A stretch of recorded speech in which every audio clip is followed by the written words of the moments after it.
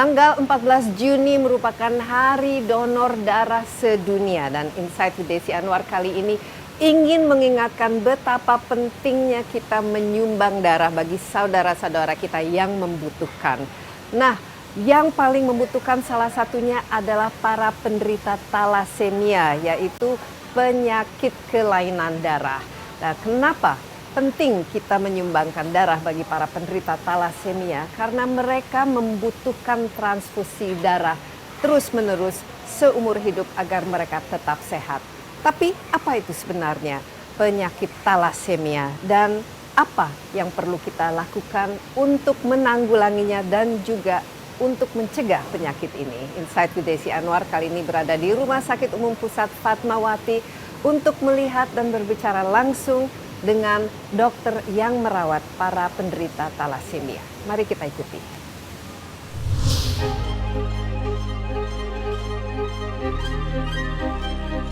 Talasemia merupakan salah satu penyakit kelainan darah genetik yang cukup banyak diderita oleh masyarakat di dunia. Data dari Bank Dunia menunjukkan bahwa 7% dari populasi dunia merupakan pembawa sifat talasemia. Indonesia termasuk salah satu negara dalam sabuk talasemia dunia, yaitu negara dengan frekuensi gen talasemia yang tinggi. Hal ini terbukti dari penelitian epidemiologi di Indonesia yang mendapatkan bahwa frekuensi gen talasemia beta berkisar 3 hingga 10%. Kurangnya pengadaan darah di rumah sakit menjadi tantangan utama yang dihadapi oleh para penyandang talasemia. Karena sulitnya untuk mencari donor, untuk mereka bertanya kemana, banyak yang mereka mau berobat bagaimana, kadang-kadang mereka tidak punya ongkos, rujukan mereka habis, BPJS-nya pun dia kadang-kadang belum bayar. Masih kurangnya jumlah unit talasemia di Indonesia membuat pasien yang tinggal jauh dari unit layanan tersebut memerlukan biaya transportasi yang tinggi, serta berpotensi menyebabkan kondisi pasien menurun. Berdasarkan data Yayasan Talasemia Indonesia, terjadi peningkatan kasus talasemia yang terus-menerus. Pada 2012, tercatat ada 4.896 kasus, sedangkan pada Juni 2021, data penyandang talasemia di Indonesia sebanyak 10.973 kasus.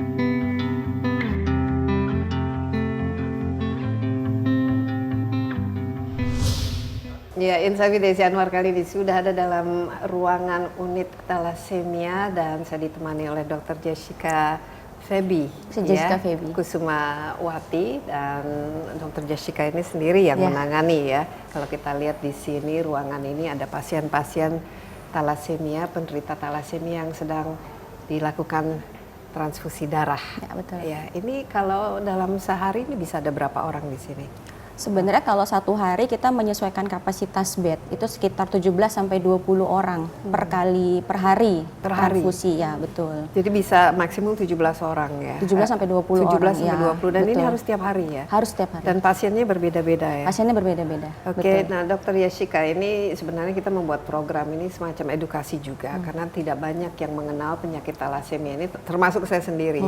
Nah, kenapa saya tertarik ini karena ternyata ini penderita kelainan darah yang sangat membutuhkan bantuan transfusi darah, dan menjadi donor darah ini makanya penting ya untuk membantu para teman-teman kita yang menderita penyakit talasemia ini. Tapi sebelumnya, penyakit apa ini sebenarnya? Kelainan darah kita pahami, tapi apa itu talasemia dan bagaimana kita bisa mendapatkannya dan prevalensinya di Indonesia ini seperti apa? Ya, jadi kalau talasemia sendiri itu adalah suatu penyakit kelainan darah. Jadi dia diturunkan, terus dia adalah suatu kelainan darah di mana sel darah merah kita itu ada salah satu komponennya atau salah satu rantai pembentuk sel darah merah itu yang hilang atau kurang. Nah, jadi pada akhirnya si sel darah merah kita, itu kita kenal sebagai eritrosit, itu masa hidupnya itu tidak lama. Jadi yang terjadi pada pasien adalah pasien akan berulang kali anemia gitu. Jadi dan ini seumur hidupnya dia akan mengalami itu karena si komponen pembentuk tadi sel darah merah itu hilang dari badannya. Iya, nah kalau misalnya kita kan tes darah kan, di Betul. situ ada cek HB, saya Betul, sempat tes cek darah, wah, HB. HB-nya rendah. Nah Rendah. kalau dari segi ini kelainan darah ini, apa yang dimaksud kelainannya itu sendiri? Ya. Dan bagaimana cara fungsi dari dan komposisi dari darah itu sendiri, Dok? Mungkin ini perlu dijelaskan. Ya, jadi kalau sel darah merah itu kan pembentuknya banyak. Nah, jadi kayak misalkan kita membangun rumah, jadi bahan-bahannya banyak. Ada semen, ada pasir, ada air gitu. Nah, ini salah satu pembentuk sel darah merahnya hilang, si rantai globulin namanya. Nah, rantai globulin ini ada alfa, ada beta gitu. Nah, si rantai globulin ini yang membentuk si sel darah merah ini hilang dari badannya si pasien ini, hingga pada akhirnya sel darah merahnya tetap terbentuk, tapi hidupnya tidak lama. Dia akan rusak lagi, dia akan hancur lagi, seperti itu. Jadi pada akhirnya ketemu kalau kita cek darah, HB-nya akan turun. Iya. HB yang biasanya misal ya, semua tergantung dari usia ya Mbak ya. Jadi Normalnya lah normalnya itu kalau kita bergantung nih HB normal. Misalkan untuk usia saya itu sekitar 12 misal normal ya. Itu normal untuk perempuan untuk normal misalnya? perempuan di usia saya, misalkan usianya 12. Tapi untuk anak-anak ini ketika mereka cek darah, misalkan anak umur 1 tahun, kelihatan anaknya pucat nih, putih gitu kan, kalau pucat itu kan putih. Anemia nih pasti. Pas dicek darah ternyata HB-nya 5, 6, nah itu kan suatu hal yang tidak normal. Terus kemudian karakteristiknya tidak hanya HB-nya saja yang turun, biasanya selain bentuk sel darah merahnya HB-nya turun, bentuk sel darah merahnya juga kecil-kecil. Jadi ada penilaian yang di hasil laboratorium itu yang keluar yang namanya MCV, MCH. Nah itu untuk ngelihat volume si sel darah merah. Jadi bentuknya yang misalkan normalnya segini dia kecil-kecil. Nah tadi penyebabnya ini kan tadi disebut genetik ya. Tapi penyebabnya itu sendiri, asal usulnya dan bagaimana mendeteksinya itu seperti apa, Dok? Sebenarnya kalau penyebab utamanya kenapa dia bisa itu namanya suatu kelainan genetik, itu tidak ada penyebab pasti. Jadi kelainan genetik saja. Betul, dia adalah bukan mutasi. karena misalnya kena virus asal tidak. usulnya atau jadi ini murni genetik, jadi kelainan di gennya itu sendiri. Betul. Biasanya terjadi kan karena mutasi genetik. Nah, sayangnya di Indonesia ini itu kita salah satu bagian dari ada yang namanya sabuk talasemia, Mbak Dewi. Nah, jadi sabuk talasemia itu kalau kita lihat Indonesia ini ada gambaran sabuk talasemia. Indonesia ini bagian dari si sabuk talasemia. Kenapa dibilang sabuk talasemia? Dia terkena bagian-bagian atau negara-negara yang penderita talasemianya banyak, gitu.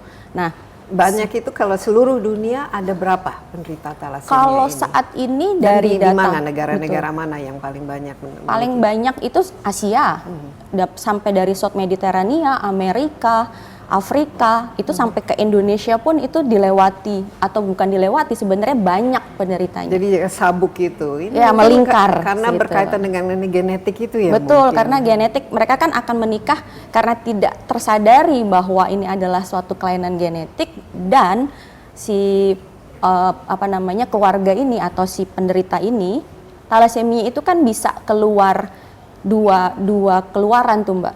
Dia menjadi mayor atau menjadi sakit yang gambarannya adalah dia akan menerima darah setiap bulan atau setiap 3 minggu atau 2 minggu, atau dia hanya pembawa sifat. Karena jadi kan karier ya. Betul, jadi karier atau pembawa sifat ini yang tidak disadari. Nah, jadi akhirnya pernikahan antara si karier dengan si karier jadilah keluar menjadi pasien dengan talasemia mayor. Gitu. Nah, berapa jumlah yang ada di seluruh dunia dan juga berapa yang sekarang tercatat di Indonesia dan ada datanya? Kalau data dunia kita bicara dunia itu dia sekitar 300 dari 10.000 populasi dunia. Atau kalau kita lihat bayi baru lahir dengan talasemia atau insidensnya atau pasien baru talasemia itu lebih dari 300.000 bayi lahir dengan talasemia mayor. Jadi Gitu. sebenarnya lumayan ya, cukup Banyak besar sekali ya? pasiennya. Jadi lebih dari 300.000 bayi baru lahir dengan talasemia, itu worldwide. Gitu. Worldwide. Nah di Ya. Indonesia sendiri, Indonesia sendiri prevalensinya sampai saat ini itu sekitar 6-7 per dari populasi. Jadi kalau kita kasih gambaran sekitar 6 dari kelahiran, dari 100 orang kelahiran itu 6-7-nya menderita talasemia. anemia dan talasemia kan tidak ada kaitannya sama sekali, cuman Ya. kan manifestasinya mungkin ya. Pasien talasemia pasti anemia, pasien anemia belum tentu talasemia.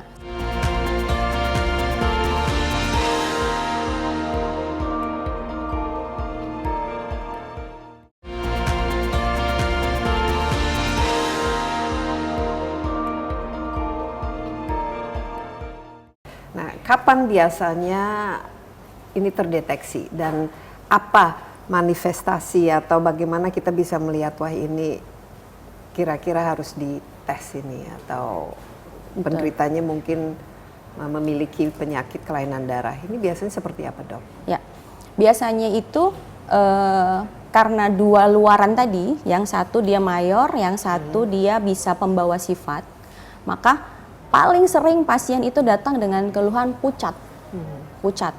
Pucat paling dia di usia-usia bayi 0 sampai 1 tahun, Itu jadi biasanya orang tuanya yang orang tuanya yang membawa dan melihat Betul. karena gejalanya itu seperti ya, pucat, paling sering pucat. Atau kalau misalkan kondisi pucatnya atau HB-nya ini sudah terlalu rendah, 5, 6, itu disertai dengan perutnya membesar. Nah, kenapa perutnya membesar? Karena limpanya membesar juga. Jadi kan darahnya pecah, jadi akhirnya produksi darah itu berlebihan, limpanya membesar. Nah, ketika limpanya membesar, orang tua menyadari itu. Kok bayi saya kelihatan perutnya makin besar, kok kalau diraba ada seperti benjolan di perutnya. Diperiksa.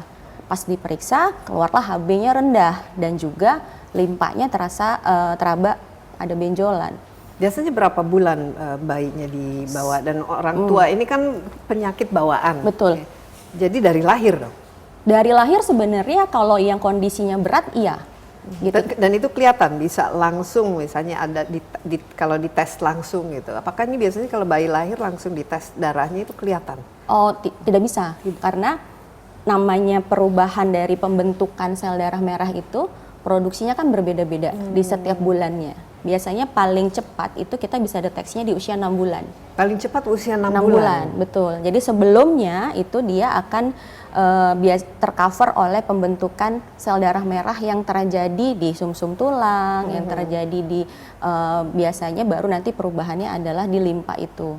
Nah, ketika dia 6 bulan kita sudah bisa mendeteksi si talasemia ini, gitu. Paling cepat ya, paling cepat untuk Biasanya orang mendeteksi. tua datang membawa bayi mereka pada usia berapa, Dok? Setahu Rata-rata Jessica, ketika mereka merasa wah ini ada sesuatu yang tidak beres ini, Betul. kok anak saya pucat, lemah dan lain sebagainya dan limpanya membengkak, itu biasanya usia berapa usia ya? berapa ya? Sebenarnya rata-rata terjadinya adalah di usia di atas 6 bulan, itu paling cepatnya, bahkan sampai di paling banyak di atas 1 tahun di bawahnya. Karena itu tadi, satu, orang tua itu bayi-bayi lahir kadang karena kulitnya cerah, Ya. pada lebih putih, ketika pucat mereka tidak menyadari itu. Nah, kondisi kronis yang terus-terusan pucat, anaknya kok perutnya makin besar, itu biasanya baru disadari di atas 6 bulan. Itu paling cepat ketika pasiennya talasemia mayor. Nah, bagaimana jika pasiennya talasemia minor atau hanya pembawa sifat atau kondisinya tidak mayor tadi, itu bisa usia 2 tahun, 3 tahun baru dibawa karena kondisi dia pucatnya atau sel darah merahnya mulai rusak itu adalah di usia-usia segitu gitu. Jadi orang tua baru Jadi membawa. sekali lagi yang membedakan ada carrier kan. Betul. Carrier itu tidak keluar sifatnya, dia membawa sifatnya saja. tapi normal dari segi HB-nya. Dari segi keluarannya ya, keluarannya. fenotipnya dia normal. Jadi sehat lah Betul. istilahnya. Kalau minor ini yang kita sebut antara minor sama mayor, apa yang membedakan sebenarnya? Apakah dari hitung-hitungan sel darah merahnya tadi atau dari manifestasi atau wujudnya, Gambaran gejalanya. gejalanya itu sendiri? Kalau mayor minor itu adalah sebutan kita untuk kondisi seberapa sering dia menerima transfusi. Seberapa sering? Betul. Jadi klinisnya. Kalau mayor itu kan dia akan menerima transfusi karena sel darah merahnya akan rusak dengan cepat, maka dia akan menerima sel darah transfusi darah itu makin cepat lagi, bisa 2 minggu sekali, 3 minggu sekali, sebulan sekali. Tapi kalau misalkan yang minor itu mungkin baru terima transfusi darah setahun sekali, 2 tahun sekali gitu. Jadi kondisinya bergantung berbeda per orangnya. Sedangkan karier atau pembawa sifat bahkan mungkin dia tidak pernah terima transfusi darah sama sekali karena begitu cek HB-nya 10, 11. Tapi jika dilihat lagi bentuknya tadi yang kecil-kecil itu bisa dilakukan screening. Oke, Gitu. jadi itu yang membedakan. Betul. Nah, ini misalnya kalau mayor itu biasanya tadi 5 ya, HB-nya 5 atau 6 itu sudah mayor gitu. 5-6 itu kan hanya keluaran klinisnya Keluarannya, HB-nya. klinis. Mayor itu seberapa sering dia terima darahnya. Oke. Gitu. Jadi ini masalah HB lagi ya. Betul, Kalau HB orang lagi. yang HB-nya rendah bukan berarti dia memiliki penyakit Thalassemia. Betul. Tapi penyakit thalassemia inilah yang membuat HB-nya itu sangat Menjadi rendah. Nah, kalau terus-menerus misalnya tidak Transfusi. deteksi dan kemudian tidak ditanggulangi, tidak mendapatkan transfusi yang cepat, yang cepat itu apa yang akan terjadi kepada tubuh dan berapa lama kira-kira si penderita itu bisa bertahan? Sebenarnya kalau pasien dengan anemia atau HB-nya rendah sama seperti penyakit-penyakit lain, tidak hanya thalassemia. Tubuh kita itu membutuhkan oksigen, membutuhkan nutrisi, dan itu semua dibawa oleh sel darah merah tadi, si HB tadi. Nah, kalau HB kita rendah, maka yang terjadi adalah badan-badan kita, organ-organ kita itu tidak menerima pasokan oksigen, tidak menerima pasokan nutrisi. Nah, sedangkan yang terjadi di anak kan sedang bertumbuh, anak sedang berkembang, bedanya itu. Dan ini adalah penyakit bawaan. Ketika HB itu segera tidak ditangani, maka tumbuh kembang si anak ini akan sangat terganggu. Biasanya yang paling sering adalah tinggi badannya anak-anak thalassemia ini tidak tinggi. Terus kemudian kalau sudah HB-nya turun sekali, mereka akan mengalami penyakit yang menyebabkan kekurangan darah sampai kematian kalau tidak mendapatkan transfusi darah tadi. Gitu. Oke, nah kalau di Indonesia ini tadi yang mayor lumayan angkanya Mayor lumayan. tadi. Betul. Lebih banyak yang carrier, yang minor atau yang mayor secara keseluruhan? Sebenarnya kalau mayor sampai saat ini masih ya itu di sekitar 6 dari 100 kelahiran. Tapi kalau kita bicara prevalensi pembawa sifat, itu ada thalassemia alfa, thalassemia beta gitu atau thalassemia HBE. Nah, itu pembawa sifatnya sekitar 1,5% sampai 3%. Wah, lumayan tinggi. Lumayan Itu ada lumayan datanya. tinggi. Ada datanya semua, betul. Karena sebenarnya ini penyakit lama, penyakit dunia, penyakit lama, dan kita sudah punya data itu dari dulu.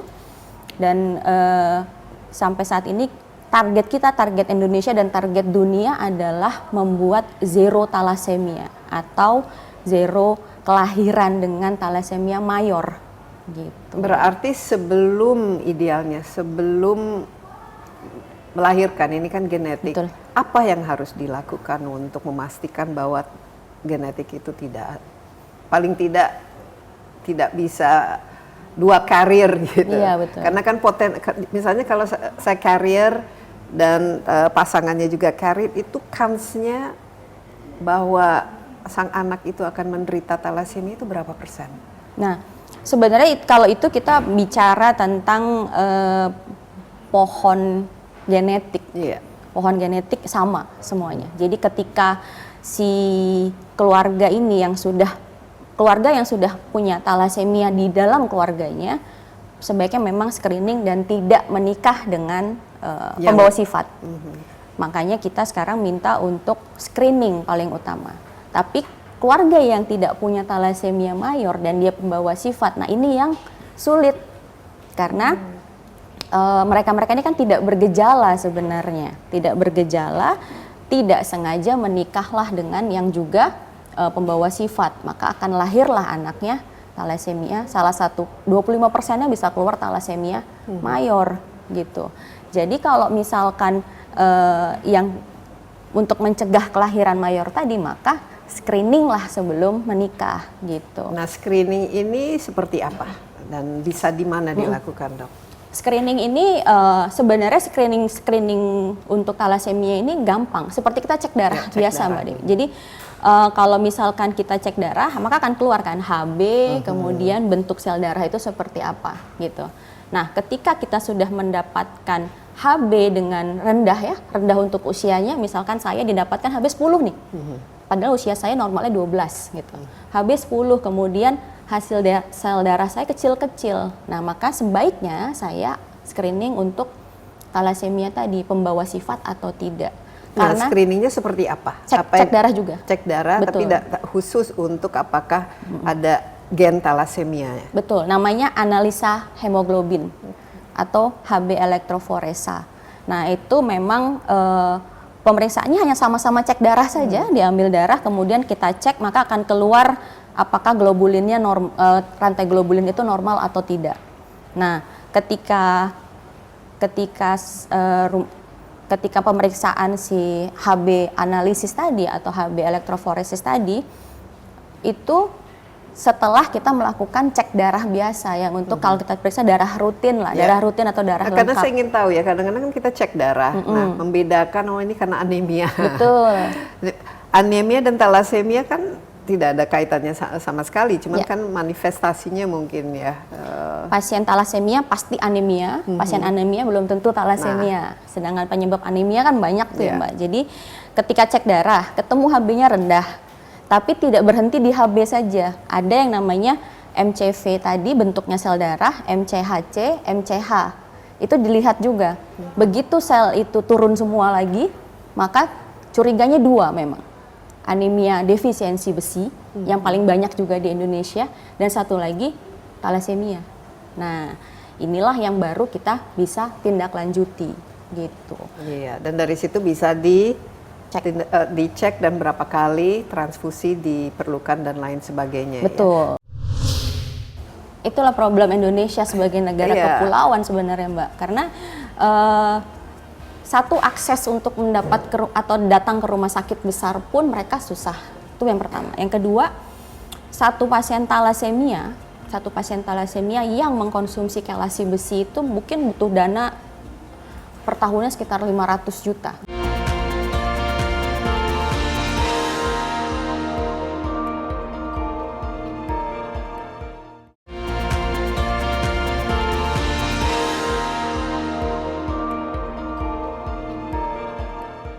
Dok, screening ini bisa dilakukan di mana? Di setiap rumah sakit, ini rumah sakit Fatmawati kan termasuk yang besar ya. Tapi apakah bisa dilakukan di mana saja? Apalagi Indonesia kan wilayahnya cukup luas, misalnya di daerah gitu, dan di puskesmas itu mereka bisa melakukan screening untuk talasemia. Kalau screening hanya pemeriksaan darah rutinnya saja, sampai darah lengkapnya saja itu bisa dilakukan di Vaskes atau layanan tingkat 1.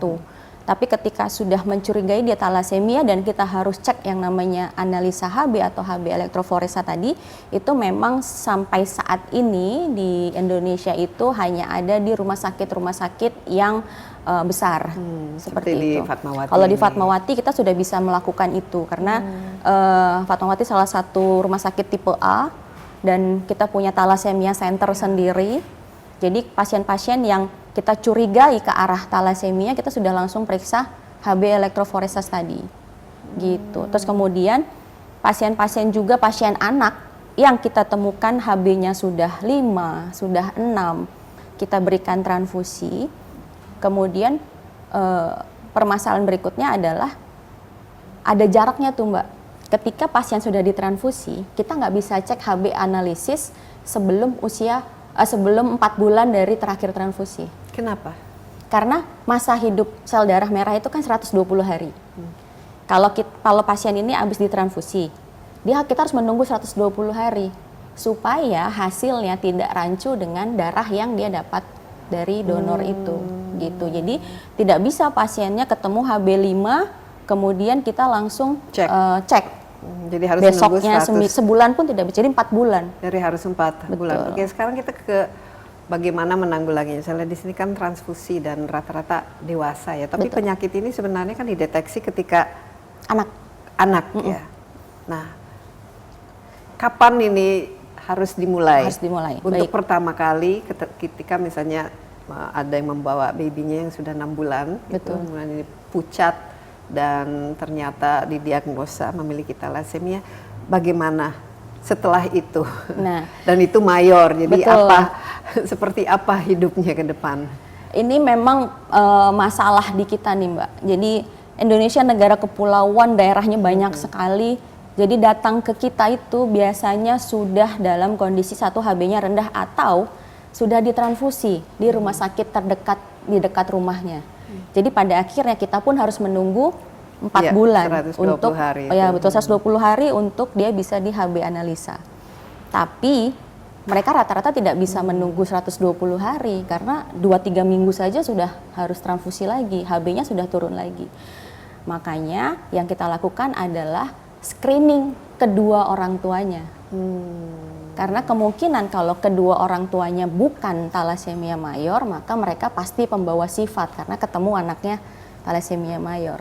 Tapi kalau untuk pasien-pasien yang sudah thalassemia mayor, yang pasien-pasien dewasa yang ada di sini, kita meminta untuk anaknya di screening, gitu. Atau mereka yang ketika anaknya di screening atau untuk memikirkan untuk ketika ingin punya anak lagi, maka sudah dilakukan konseling keluarga bahwa ada probability anaknya akan lahir menjadi thalassemia mayor. Oke, jadi nah kalau sudah didiagnosa memang betul menderita thalassemia, jadi setelah itu apa?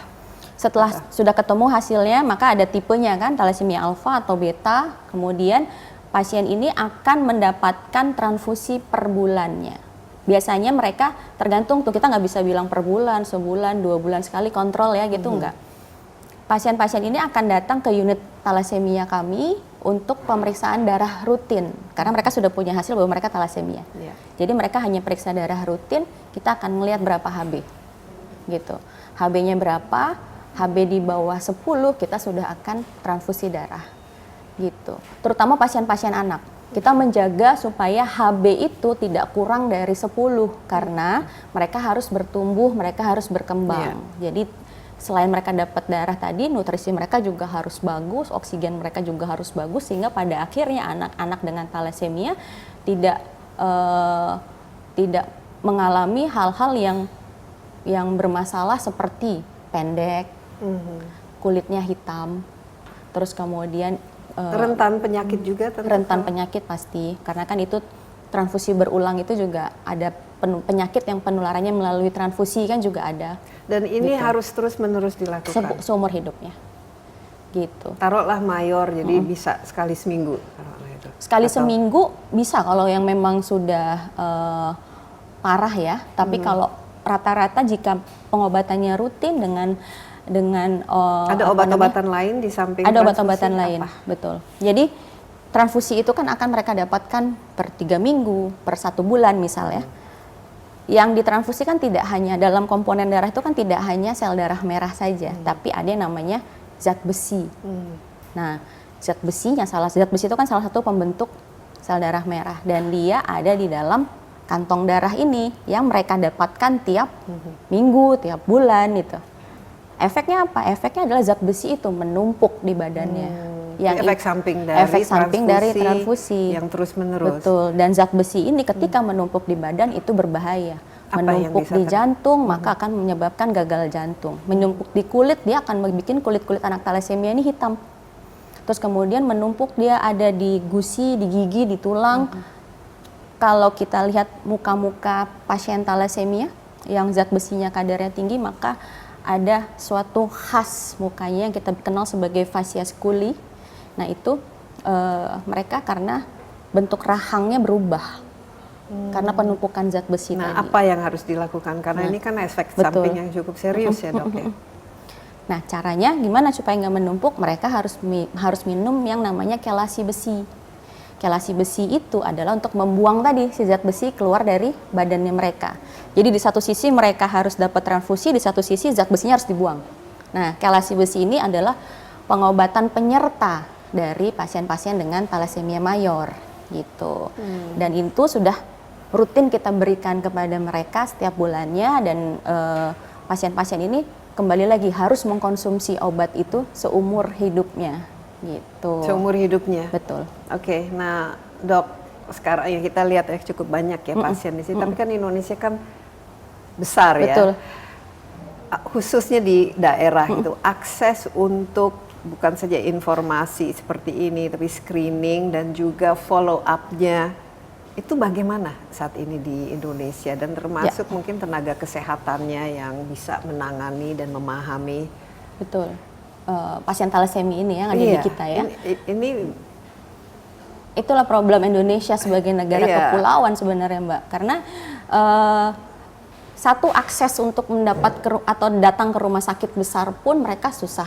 Itu yang pertama. Yang kedua, satu pasien thalassemia yang mengkonsumsi kelasi besi itu mungkin butuh dana per tahunnya sekitar 500 juta untuk 500 obat juta ya? kelasi besinya itu.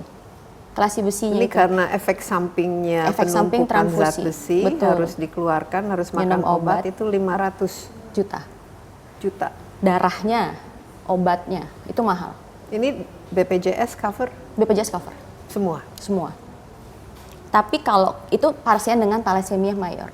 Tapi kalau kita bicara screening itu hanya sekitar 500.000. Paling mahal yang pasti di bawah 1 juta harganya. 800.000, 500.000. Screening, dan itu sudah bisa mencegah thalassemia mayor. Bayangkan berapa yang kita hemat untuk dialokasikan penyakit lainnya. Nah, cuman permasalahan berikutnya lagi, walaupun ini di cover oleh pemerintah, obat-obatan ini dan juga transfusi darah, masalah untuk mereka sampai ke rumah sakit besar saja itu sudah problem lain lagi gitu. Jadi ketika HB elektroforesa tadi tidak ada di daerah-daerah atau di rumah sakit yang layan, mereka harus Vaskes dirujuk, tingkat 1, mereka mau. harus ke rumah sakit besar, rujuk. Itu yang problem berikutnya lagi. Nah, ketika mereka sudah dirujuk, sudah terdiagnosisnya sudah bisa, maka problem berikutnya adalah mereka harus tiap bulan ke rumah sakit untuk dapat darah. Masalah yang timbul dari berikutnya lagi, darahnya ada nggak? Iya. Apalagi kan Betul. banyak sekali juga yang Betul. membutuhkan darah Selain dari thalassemia. thalassemia itu Betul. sendiri. Nah, Darahnya ada nggak? Yang berikutnya darahnya ada atau nggak? Misalkan darahnya ada, obat kelasi besinya ada nggak di rumah sakit yang di dekat rumahnya itu? Jadi ini adalah suatu sistem program yang sebenarnya bisa dicegah untuk tidak sampai seperti itu, tapi kita harus lebih menggaungkan lagi mengenai si screening thalassemia ini. Nah, makanya ini Gitu. penting sekali. Kalau kita melakukan screening sebelumnya, itu biayanya juga bisa ditekan. Betul. Ya. Kalau memang sudah ternyata menderita itu dan membutuhkan biaya yang jauh lebih besar, walaupun di cover oleh BPJS, tentu saja ini kan menjadi sangat membengkak ya biaya BPJS itu sendiri. Karena kita tinggal di Indonesia, kita tidak pungkiri bahwa kita sudah ada di bagian dari penduduk Indonesia dan sabuk thalassemia tadi, maka sebaiknya dilakukanlah screening.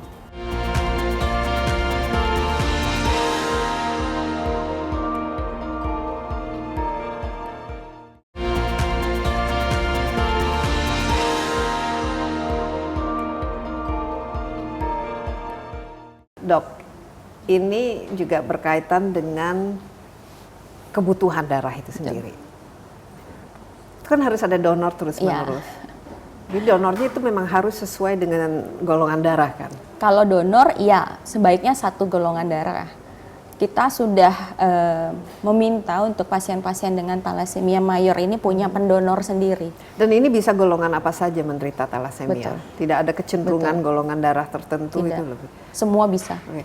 Jadi misalnya satu orang harus transfusi sekali sebulan, minimal taruhlah. Dan di sini mungkin tiap hari ada sekitar 17 sampai 20. Bagaimana memastikan ada pasokan darah yang terus-menerus, yang sustainable, Dok? Kalau kita sudah punya unit transfusi darah sendiri, Ya. kita memastikan jumlah, biasanya kita sesuaikan dengan jumlah pasien yang ada di Fatmawati. Tapi kita menghimbau dan kita meminta bahkan kepada pasien ini sudah punya donornya sendiri. Jadi mereka secure bahwa mereka sudah punya pendonor. Itu bisa dari saudara, Boleh dari saudara, teman. keluarganya. Jadi rata-rata Boleh teman. begitu. Rata-rata punya. Tapi ya kembali lagi, Indonesia dari berbagai daerah ini kesulitan paling sering adalah transportasi untuk mereka harus ke sini 3 minggu sekali, 1 bulan sekali, membawa orang yang untuk transfusi, pendonor ya, untuk pendonor, ambil obat, ambil obat minumnya seumur hidup, dan permasalahan berikutnya adalah terutama anak remaja nih, bosan. Berapa lama bisa bertahan, misalnya perlu transfusi sekali sebulan, bosan, skip 1 bulan, skip 2 bulan. Berapa lama bisa bertahan sebelum ada manifestasi? Semua yang bergantung drastis? dari HB-nya turun seberapa jauh tuh Mbak Desi. Jadi kalau misalkan HB-nya dalam 1 bulan turunnya bisa ke 7, ke 6, maka komplikasi yang diakibatkan dari HB yang terlalu rendah, terutama ke jantung ya, suplai darah di jantung, di otak itu akan turun, maka kematian yang bisa paling bahayanya gitu. Tapi kalau misalkan mereka-mereka ini masih dengan turun dalam 1 bulan masih turun ke 9, mungkin ke 8, ya mungkin mereka masih bisa menunda itu ke 2 bulan. Kita juga hanya bisa mengedukasi, karena bagaimanapun mereka yang menjalani. Mereka di rumah harus bolos sekolah tiap 1 bulan sekali, 3 minggu sekali. Terus kemudian mereka harus ke rumah sakit untuk transfusi. Berapa banyak darah yang mereka butuhkan sekali transfusi? Transfusi itu Berapa kan kantong? tergantung berat badan.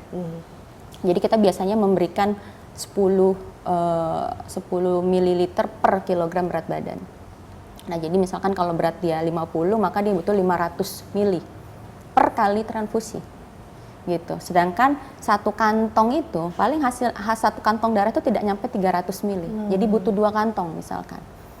Kembali lagi 2 kantong, tapi kalau HB-nya lebih kurang dari 8, kurang dari 7, maka dia harus dapat 2 hari, maka dia akan izin sekolahnya 2 hari.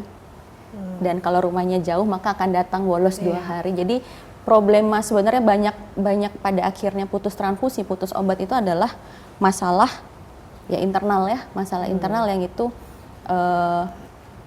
kita kembalikan lagi ke keluarganya sebenarnya. Tapi edukasi ini jalan terus, iya. Dok, karena ini betul-betul suatu penyakit kronik yang mereka sangat ketergantungan sama darah. Harus betul, mau tidak mau harus jalan, karena, mau tidak mau harus minum obat. Ya, dan berarti stok darahnya juga mau tidak mau harus ada ya. Kalau di rumah sakit Fatmawati seperti ini cukup banyak ya, ada stok darah khusus yang memang dikhususkan untuk talasemia. Dialokasikan untuk pasien talasemia. Ada. Nah sekarang ini kita juga tanggal 14 Juni ini kebetulan merupakan Hari Donor Darah Sedunia. Kan ada menyumbang darah ini merupakan sesuatu yang sangat-sangat penting ya.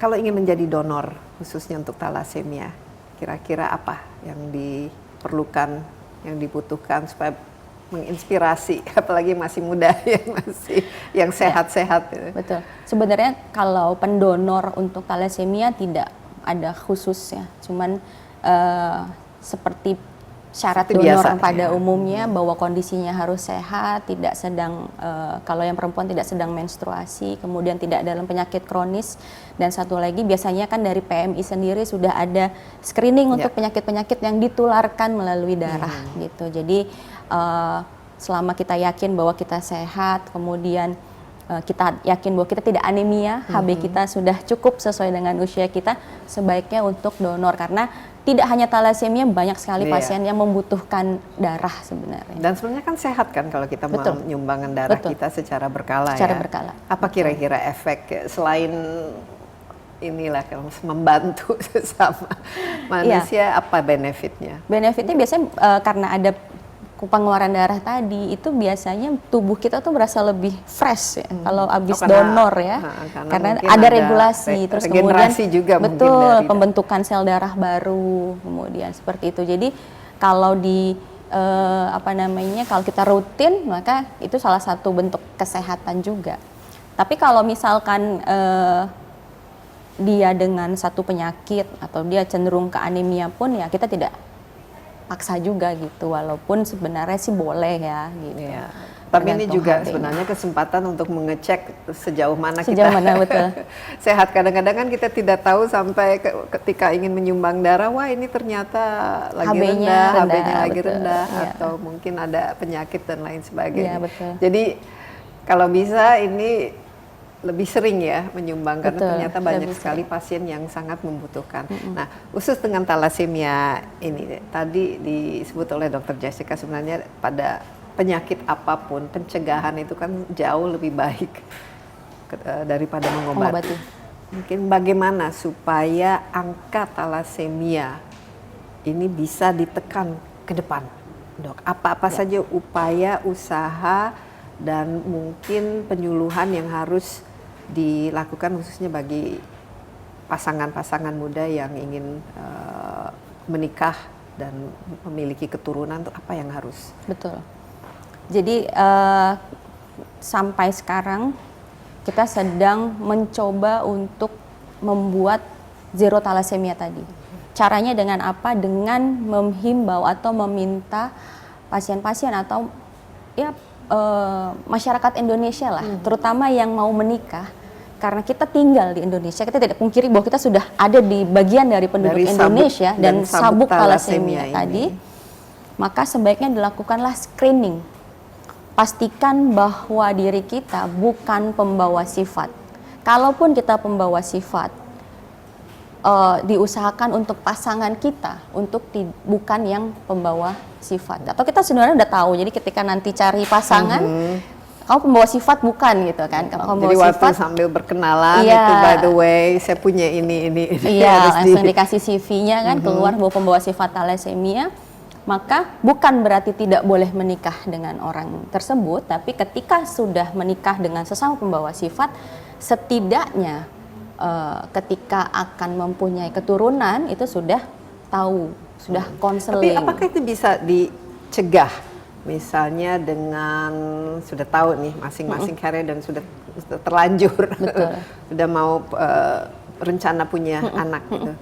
Bisa dilakukan cara-cara untuk supaya sang bayi itu tidak memiliki mayor, ya, Tidak memiliki thalassemia mayor, mayor. misalnya dengan bayi tabung atau apa, ada pencegahannya.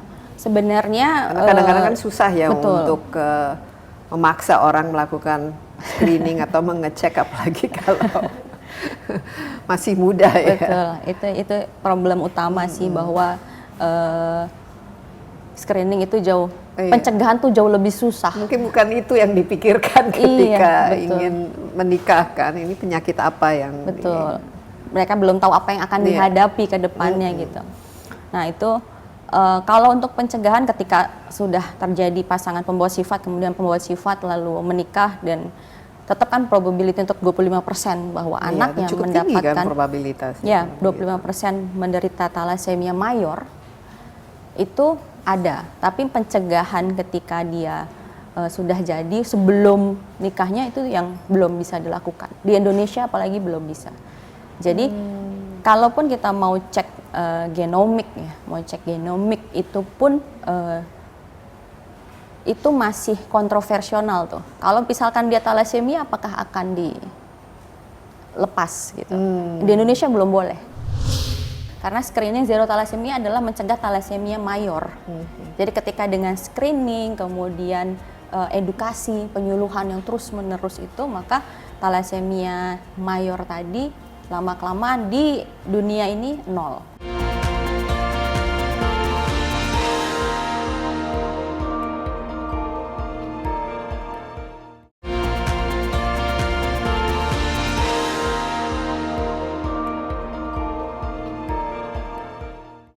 Ini ilmunya seluruh dunia ini mengenai penyakit ini sejauh mana sih sekarang? Apa Sekarang sudah sampai ke transplantasi genetik, terapi gen, bahwa ini bisa ditransplantasi sumsum tulang, genetiknya dibenerin, gitu. Tapi Indonesia belum bisa. Belum bisa. Belum Belum bisa karena belum ada teknologinya belum situ atau belum boleh karena ada masalah etika dan lain sebagainya. Kalau untuk terapi genetik yang untuk transplantasi itu sarana dan prasarananya yang belum. Lebih ke sana. ya. Gitu. Dan biaya. Tapi ini sudah ada di dunia. Dunia sudah. Karena kan sekarang kan misalnya ada inilah stem cell, Betul. misalnya atau cangkok, Ya. tulang sumsum. Yaitu Ini transplantasi sumsum tulang. Ya, ini sebenarnya bisa menjawab kan? Bisa. Ya? Bisa membuat. Di Indonesia kita belum pernah melakukan transplantasi sumsum atau stem cell yang memang untuk memulihkan untuk talasemia. Di Indonesia belum. Di Tapi negara pasien-pasien kita, pasien di Indonesia yang sudah menjalani transplantasi sumsum tulang di luar negeri ada. Jadi bisa sebenarnya disembuhkan penyakit ini. Bisa. Tapi kembali lagi ada beberapa kriteria kan. Dan satu lagi yang paling utama kenapa di Indonesia belum adalah biaya. Transplantasi sumsum tulang itu tidak di cover sama sekali. Sama sekali tidak. Tidak di cover. Dan tidak banyak ya, tidak ada rumah Ya. sakit yang memiliki ininya. Kita lagi proses ke sana. Fasilitasnya. Sedang mempersiapkan Indonesia bisa transplantasi sumsum tulang untuk talasemia dan juga untuk pasien-pasien Kan yang banyak memang juga genetik. untuk penyakit lain yang misalnya Betul. membutuhkan transplantasi dan juga stem cell. Betul. Di ini sumsum atau di darah mereka itu Seperti kanker anak ya itu juga bisa. Itu sedang rumah sakit di Jakarta terutama itu kita sedang menyiapkan untuk transplantasi sumsum tulang. Talasemia dan juga leukemia gitu. Tapi yang didoakan saja ya Mbak ya supaya tapi ini cepat. pasti biayanya luar biasa. Luar biasa. Ini biasa di negara-negara mana mereka sudah melakukan, di Eropa atau Banyak pasti negara Thailand, Filipina, kan. Vietnam, Singapura sudah. Asia tetangga kita, Malaysia banyak.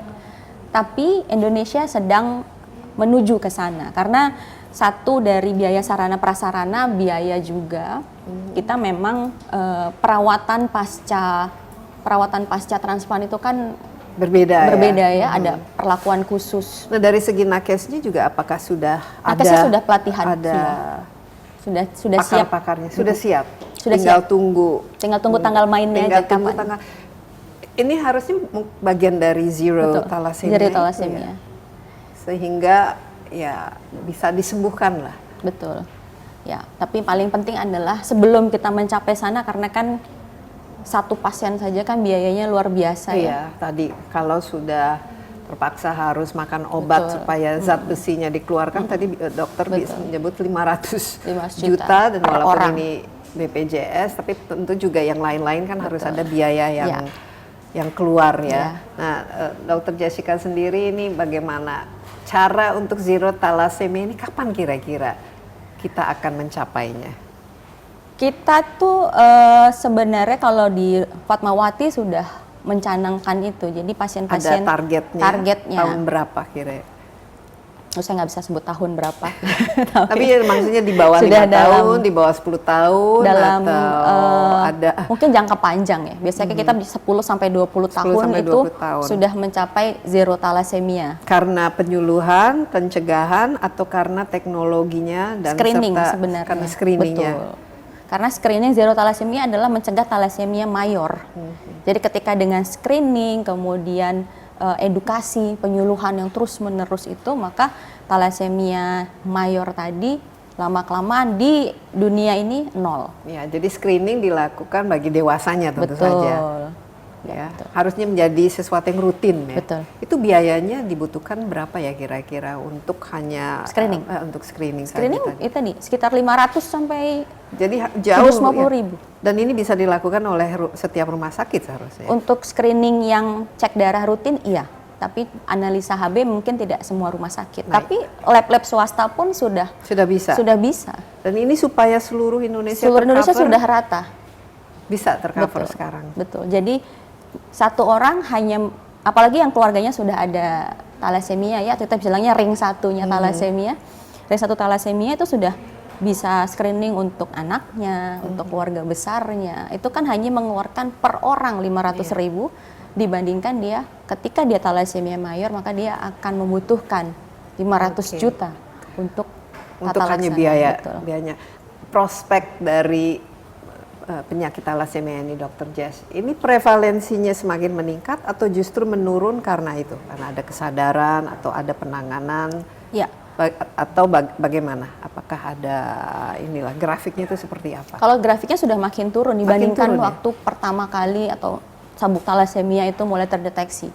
Tahun 70-an, 80-an sudah mulai ada tata laksana untuk guru-guru saya itu sudah menangani dari tahun segitu.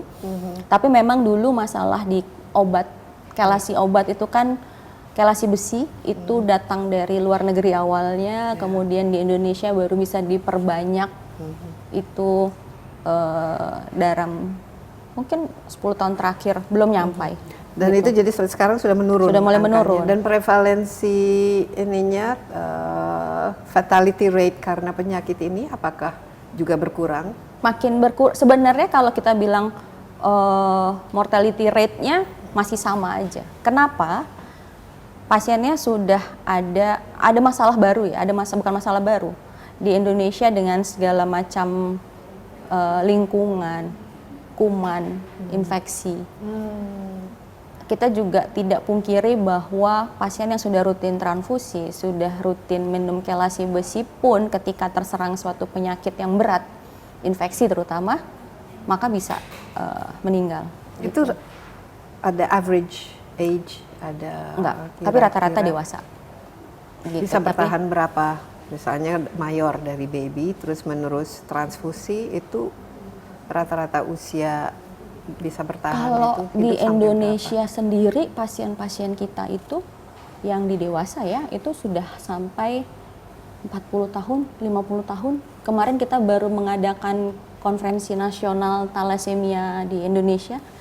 Itu datang tuh pasien-pasien udah usia 50 tahun, 40 tahun, itu average di situ ya untuk Dan yang sehat dewasa. selama ini? Sehat. Sampai Dan sudah bisa hidup normal.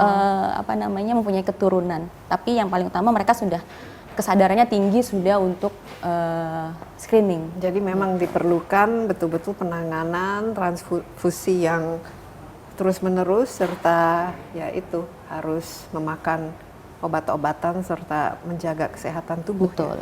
Oke. Betul. Apa sekarang kalau Dr. Jess mungkin saran khususnya bagi orang tua yang memiliki anak yang penderita thalassemia dan juga apa kira-kira ininya lah tipsnya dan memastikan bahwa menjaga kesehatannya seperti apa? Ya, jadi untuk pasien-pasien yang memang sudah terdiagnosis sebagai thalassemia, maka pesan saya untuk orang tuanya terutama ya adalah untuk melakukan transfusi darah secara rutin. Karena transfusi darah secara rutin itulah yang menentukan si anak ini bisa mendapatkan quality of life-nya yang baik. Kemudian obat yang diberikan, terutama kelasi besi ini, sebisa mungkin untuk diminum secara teratur, karena itu juga minumnya kan akan tiap hari. Terus kemudian untuk mencegah thalassemia mayor, jika di keluarga sudah ada yang terkena thalassemia, maka sebaiknya keluarga besarnya dimotivasi untuk melakukan screening. Dan yang paling penting adalah kita yang merasa diri kita sehat-sehat saja, ada baiknya untuk melakukan screening thalassemia, karena dengan melakukan screening thalassemia kita bisa menciptakan zero thalassemia di Indonesia. Iya, mudah-mudahan itu bisa segera tercapai. Amin, dan amin. saya harapkan juga informasi seperti ini merupakan sesuatu yang memang sangat dibutuhkan oleh masyarakat. Tidak banyak ya dari kita yang memahami penyakit thalassemia ini, tapi yang jelas supaya kita mencegahnya, karena ternyata beban dari segi ya harus transfusinya ini membutuhkan banyak waktu, energi dan biayanya tidak sedikit. Pencegahan itu harus menjadi kunci bagaimana kita menghilangkan atau paling tidak mengurangi ya jumlah penyakit ini yang ada di Indonesia. Dan itu sudah bisa dilakukan di rumah sakit yang di berbagai kota, terutama Jakarta. Fatmawati juga bisa, salah satu bagian dari tindakan zero thalassemia tadi. Jadi mungkin masyarakat juga tidak perlu khawatir, tidak perlu pergi ke kota besar, karena di tiap daerah pun sekarang sudah sama-sama mendukung untuk zero thalassemia. Dan juga yang penting harus ada stok darah. Betul. Mungkin pesan bagi para penyumbang yang masih takut ini. Iya, kita sumbangkan darah kita supaya dengan banyak yang takut jarum gitu. iya sih ya, karena jarumnya Tapi lumayan ini sakit. mungkin benefitnya mungkin bisa. Betul, ya, Dokter, karena ya, dengan betapa kita penting. menyumbangkan darah atau kita mendonorkan darah kita untuk orang lain, itu bisa menyelamatkan banyak sekali nyawa yang membutuhkan darah tadi. Jadi satu kegiatan kecil, satu tindakan kecil bisa menyelamatkan ribuan nyawa yang sudah ada. Gitu. Iya. Terima kasih banyak Dr. Jessica Sama-sama, Mbak atas Desi. insight-nya, luar biasa, dan kita harapkan Indonesia juga akan segera masuk zero Thalassemia. thalassemia. Ya, demikian Insight with Desi Anwar kali ini. Terima kasih juga atas perhatian Anda. Jangan lupa Anda dapat menyaksikan acara ini di cnnindonesia.com dan juga di YouTube CNN Indonesia Insight with Desi Anwar. Sekali lagi, terima kasih. Stay safe. Bye-bye.